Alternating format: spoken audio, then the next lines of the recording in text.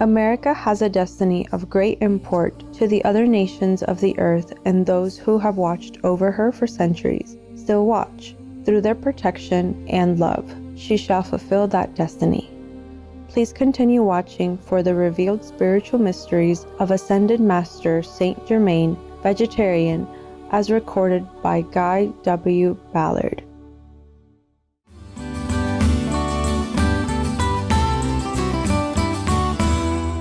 If you have the chance to visit charming Hungary, you would be joyfully greeted with Isten hozta, which means welcome in Hungarian. Noble viewers, I'm László.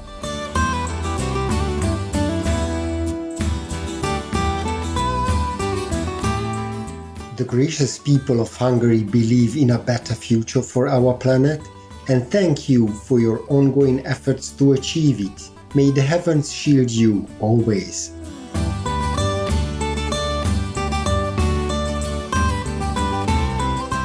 Welcome to another golden age upon Earth. America, we love you. A message from the Unveiled Mysteries by the Ascended Master Saint Germain, vegetarian, part 1 of 2 on Words of Wisdom. Guy Warren Ballard was a United States mining engineer and co-founder, together with his wife Edna Ann Wheeler Ballard, of the I Am spiritual movement, inspired by his life-changing meeting with the Ascended Master Saint Germain. One morning in 1930, Mr. Ballard, led subconsciously by his inner spiritual longing, went on a hike on beautiful Mount Shasta, located in the western US, where, according to legend, a group of divine adepts reside or could be seen. His sincerity and deep longing for the truth led to a profound experience that day. He was blessed by the appearance of the beloved Master Saint Germain.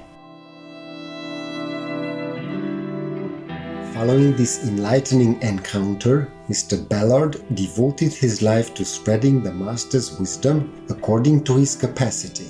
From Master Saint Germain's dictations and teachings, Mr. Ballard wrote a series of books under the pseudonym Godfré Ray King.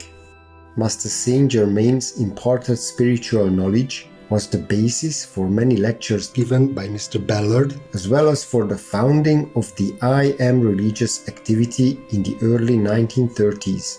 By 1938, it had up to 1 million followers. Today, the volumes documenting the valuable mysteries revealed by the Ascended Master to Godfré Ray King are still a fascinating spiritual gem for many across the globe. The 3 most famous volumes are titled Unveiled Mysteries, The Magic Presence, and the I Am Discourses. Ascended Master Saint Germain is deeply venerated among the Theosophical Society, as he represents the establishment of the Aquarian Age, an era that we are privileged to be witnessing. He is also identified with the Count of Saint Germain, a mysterious European figure who possessed a great inner knowledge and was called immortal by some due to his everlasting youth. Today, we are thrilled to read from the fascinating book Unveiled Mysteries, filled with valuable and generously given wisdom and knowledge by the Ascended Master Saint Germain. We will continue from the moment when the Master of Ancient Wisdom takes Mr. Godfré Ray King on a journey to a past civilization.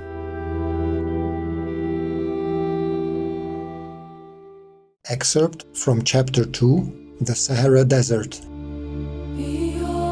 Saint Germain and I became observers and actors in a scene of long ago. This is the Sahara Desert, he said, when it was fertile country having a semi-tropical climate. This civilization, he went on, rose to its apex 70,000 years ago. These people remembered their source and knew themselves as sons of God, hence were the possessors and operators of power and wisdom that to you may seem miraculous and superhuman. In one building of the central group, we found the attendants attired in most gorgeous fabrics of soft, radiant colors that harmonized with the interior decoration. One of these acted as guide, taking us to the central building, and there he presented us to the king of this great people. The king proved to be Saint Germain. Beside him stood a young girl, very beautiful. She had hair like spun gold that hung almost to the floor and eyes of a piercing violet blue. Her entire bearing was one of loving command. I looked inquiringly at Saint Germain, wondering who she could be, and he answered, "Lotus." Beside her stood a young man about 20 years of age, and a lad, perhaps 14. These were the children of the king. Again, we four were working together. With this glimpse of former lives, he said, "Let us enter into the activity of that blessed people. I say blessed advisedly, and you shall soon see why." The majority of them still retained the full conscious use of all their wisdom and power as sons of God, and this they wielded almost without limit, knowing full well from whence they sprang and to what they were heirs. The outer was but the instrument of the divine self, as it should be, and was only permitted to do that for which it was created. Naturally, the great inner self could act unfettered, and of course the perfection and activity of that period was one of magnificent accomplishment. At the time of this former civilization, the whole empire was filled with great peace, happiness and prosperity. The king emperor was a master of the ancient wisdom and the real cupbearer of the light. He ruled by that light, and his empire was the living example of perfection. For hundreds of years, Saint Germain continued, this perfection was maintained without army or navy of any kind.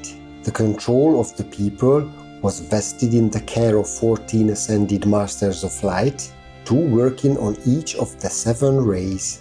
They thus formed points of focus for the mighty God activity to be made visible. Under these 14 luminous beings were 14 lesser masters who formed the heads of 7 departments, controlling the activities of science, industry and art. Each of the department heads guided the work under his care by conscious and direct contact with the God in himself. Hence, direct from their source, did all direction and instruction come for those under them. Thus, divine perfection was constantly flowing through without any interference from the human. This form of government was most remarkable, successful, and satisfactory in every way. There has never been anything on earth since that time which has even approached such heights. In the ancient records that have come down to the present day, this former civilization is always referred to as the Golden Age, and so it was in every activity of life. In your beloved America, in the not so far distant future, will come forth a similar recognition of the real inner self, and this her people will express in high attainment. She is a land of light, and her light shall blaze forth, brilliant as the sun at noonday, among the nations of the earth. She was a land of great light ages ago, and will again come into her spiritual heritage, for nothing can prevent it. She is strong within her own mind and body, stronger than you think, and that strength she will exert to rise out of and throw off from border to border all that weighs heavily upon her at the present time. America has a destiny of great import to the other nations of the earth, and those who have watched over her for centuries still watch. Through their protection and love, she shall fulfill that destiny. America, we, the ascended host of light, love and guard you. America, we love you. A similar form of perfect government will come at a later period, when you have cast off certain activities within that hang like fungi and sap your strength as a vampire.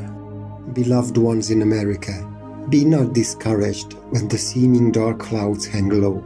Every one of them shall show you its golden lining.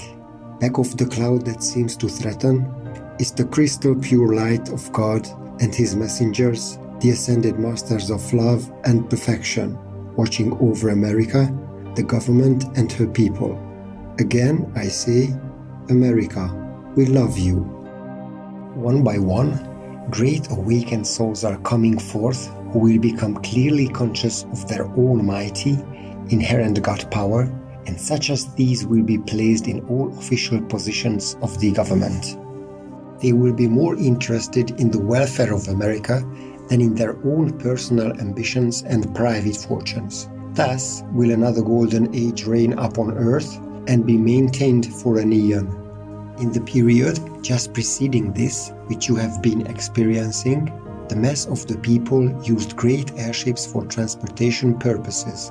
As the development reached a still higher point, they had little need for them, except in the outlying districts. All the official class, because they were the more spiritually advanced souls of that race, were able to go from place to place in the finer bodies and do all they desired.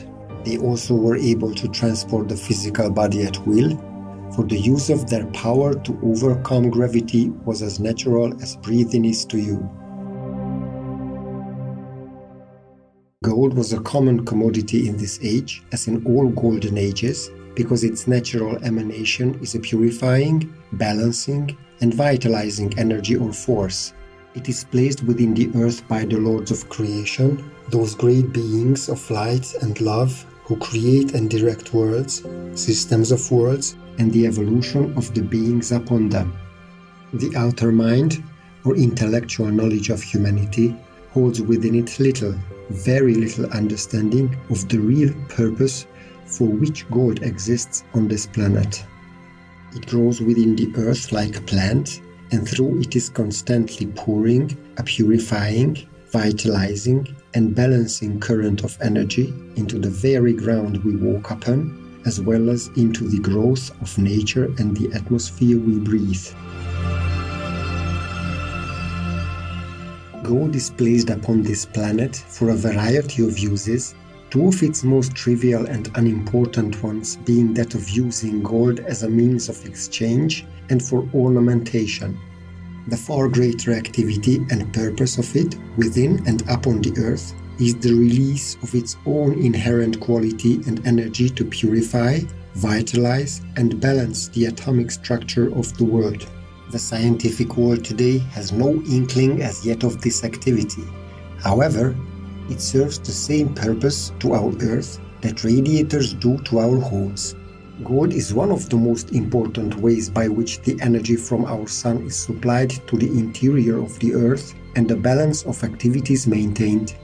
As a conveyor of this energy, it acts as a transformer to pass the sun's force into the physical substance of our world, as well as to the life evolving upon it. Welcome to another golden age upon earth. America, we love you. A message from the Unveiled Mysteries by the Ascended Master Saint Germain, Vegetarian, Part 2 of 2 on Words of Wisdom. Guy Warren Ballard was a United States mining engineer and co-founder, together with his wife Edna Ann Wheeler Ballard, of the I Am spiritual movement, inspired by his life-changing meeting with the Ascended Master Saint Germain. One morning, in 1930, Mr. Ballard, led subconsciously by his inner spiritual longing, went on a hike on beautiful Mount Shasta, located in the western US, where, according to legend, a group of divine adepts reside or could be seen. His sincerity and deep longing for the truth led to a profound experience that day. He was blessed by the appearance of the beloved Master Saint Germain. Following this enlightening encounter, Mr. Ballard devoted his life to spreading the Master's wisdom according to his capacity. From Master Saint Germain's dictations and teachings, Mr. Ballard wrote a series of books under the pseudonym Godfré Ray King. Master Saint Germain's imparted spiritual knowledge was the basis for many lectures given by Mr. Ballard, as well as for the founding of the I Am religious activity in the early 1930s. By 1938, it had up to 1 million followers. Today, the volumes documenting the valuable mysteries revealed by the Ascended Master to Godfré Ray King are still a fascinating spiritual gem for many across the globe. The three most famous volumes are titled Unveiled Mysteries, The Magic Presence, and the I Am Discourses. Ascended Master Saint Germain is deeply venerated among the Theosophical Society as he represents the establishment of the Aquarian Age, an era that we are privileged to be witnessing. He is also identified with the Count of Saint Germain, a mysterious European figure who possessed a great inner knowledge and was called immortal by some due to his everlasting youth. We will now continue with the captivating selection from Godfré Ray King's book Unveiled Mysteries. Following is an interesting interpretation of the real purpose of gold on Earth, as well as a memorable depiction of a scene from a great past civilization as witnessed by Godfré Ray King on one of his many journeys with Saint Germain. Excerpt from Chapter 2, The Sahara Desert. God is one of the most important ways by which the energy from our sun is supplied to the interior of the earth and the balance of activities maintained. As a conveyor of this energy, it acts as a transformer to pass the sun's force into the physical substance of our world as well as to the life evolving upon it. The energy within gold is really the radiant, electronic force from the sun acting in a lower octave. Gold is sometimes called a precipitated sun ray. As the energy within gold is of an extremely high vibratory rate, it can only act upon the finer and more subtle expressions of life through absorption. In all golden ages, this metal comes into plentiful and common use by the mass of the people, and whenever such a condition occurs, the spiritual development of that people reaches a very high state. In these ages, the gold is never hoarded, but instead is widely distributed into the use of the mass, who, absorbing its purifying energy, are themselves raised into greater perfection. Such is the right use of gold, and when this law is consciously understood and obeyed, the individual may draw any quantity he desires to himself by the use of that law. Because of the gold deposits in all mountain ranges, one finds health and vigor in life upon the mountains that he cannot find at any other place on the earth's surface. No one ever heard of detrimental effects coming to those who constantly handle pure gold. While in its pure state, it is soft and wears away easily. Still, that very quality is the fulfilling of this purpose of which I have just spoken. The more advanced of these people produced much gold by precipitation direct from the universal. The domes of many buildings were covered with sheets of pure gold, and the interiors decorated with brilliant jewels in curious yet marvelous designs. These jewels were also precipitated direct from the one eternal substance. As in all ages past, there was a portion of the people who became more interested in the temporary pleasures of the senses than in the larger creative plan of the great God Self. This caused them to lose consciousness of the God power throughout the land until it remained active in little more than the city itself. The capital was called the City of the Sun. Those governing realized they must withdraw and let the people learn through hard experience that all their happiness and good came from the adoration to the God within, and they must come back into the light if they were to be happy. The King Emperor, through the inner wisdom, Seeing that the people were becoming still more deeply enmeshed in the sense gratification, realized that it was no longer the divine plan to further sustain the kingdom. He was instructed by those of greater spiritual authority than himself to give a banquet announcing his decision to withdraw, and thus bid his subjects farewell. He called the councillors together and gave directions for the banquet, ordering it held in the most magnificent place of the empire, known as the Jeweled Room in the king's palace. This was lighted by self-luminous globes that emitted a brilliant white radiance. They were suspended from the ceiling by chains of crystal. While the light within was intense and brilliant, yet it had an extremely soothing effect upon the body, giving those in its radiance a sense of great ease and calm. The light from the central globe set the jewels ablaze in the sunburst design that formed the great medallion in the middle of the ceiling. The large banquet hall was elaborately decorated and set with 24 white onyx tables, each seating 24 guests. This was the first occasion upon which all the king's councillors and their staffs were to be his guests at the same time. The announcement of the banquet caused much comment among the people, who discussed it thoroughly, each with his neighbor, but to all it was a mystery, for none was able to discern its purpose. The evening of the event came at last. No one suspected the sorrow within the heart of the noble ruler, nor did they dream of the change so soon to come upon them. The hour arrived, the guests assembled, and everyone breathed mystery. The great bronze doors to the banquet hall swung majestically open, and a burst of transcendent music, as if played by a gigantic symphony in the invisible, came forth, surprising even those who knew the tremendous power of their adored monarch. He was looked upon almost like a god by the people. So great was their love and admiration for the wisdom and help he constantly poured out to them. As the triumphal music ceased, the king entered, accompanied by his children. The girl was a vision of loveliness. She wore a gown of soft golden fabric, unlike any material of our modern world. The overdrape appeared as if covered with diamonds, for with every movement of her body, points of light flashed forth. The golden hair, falling over her shoulders, was caught with 2 emerald clasps. On her forehead was a single band of white metal set with diamonds. In the center was what appeared to be a large diamond, but was really a powerful condensation of light, focused and maintained there by her father.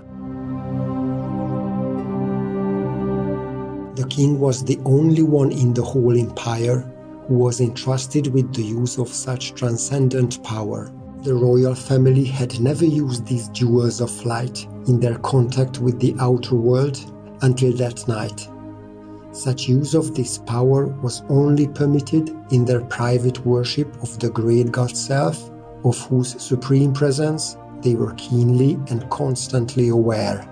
The ruler and his 2 sons wore form-fitting garments of the same soft golden fabric as the daughter. These were as pliable as leather, but made of metallic gold with breastplates like a great sun of jewels. They wore sandals of the same material, also set with precious stones, and the wonderful jewel of light rested upon the forehead of each. The king gave a signal, and the assembled guests were seated. In a voice majestic and powerful, he poured out an invocation from the depths of his heart to that infinite supreme one. O thou mighty omnipresent source, thou who dost govern the universe, the flame in each human heart, we give love, praise, and gratitude unto thee, for thine own life, light, and love in all things. We adore thee and look only unto thee, the presence in all things visible and invisible, evolved and unevolved, thou ceaselessly flowing stream of life, who dost forever pour thyself into all creation, the one self in all. My heart calls unto thee as never before, to arouse these, my people, to their danger, for of late indifference to thee is creeping over them like a poisonous breath, producing a soul sleep and drawing a veil before them that shuts out thy shining presence. If they must have the experience that consumes and burns away the dross and clouds of the outer self, then do thou sustain and at last bring them forth in thy eternal perfection. I call unto thee, thou creator of the universe, thou supreme omnipotent God. For more information on the Ascended Master Saint Germain, the I Am teachings, and Godfré Ray King's books, please visit saintgermainfoundation.org. Fortunate viewers, it was an honor to have your company for today's Words of Wisdom. Coming up next is Whatever Belongs to Caesar Must Be Returned to Caesar, Part 3 of 5, right after Note 30 News. Please stay tuned to Supreme Master Television for more uplifting programming. May your souls be bathed in a never-ceasing light, golden as the sun in the Almighty's splendor. Our programs offer many languages. Please visit suprememastertv.com/schedule and suprememastertv.com/WOW. Nos programmes offrent plusieurs langues. Veuillez visiter suprememastertv.com/schedule et suprememastertv.com/WOW. Nuestros programas ofrecen varios idiomas. Visiten suprememastertv.com/schedule y suprememastertv.com/WOW. 我们的节目提供多种语言，请看 suprememastertv.com/schedule 和 suprememastertv.com/WOW。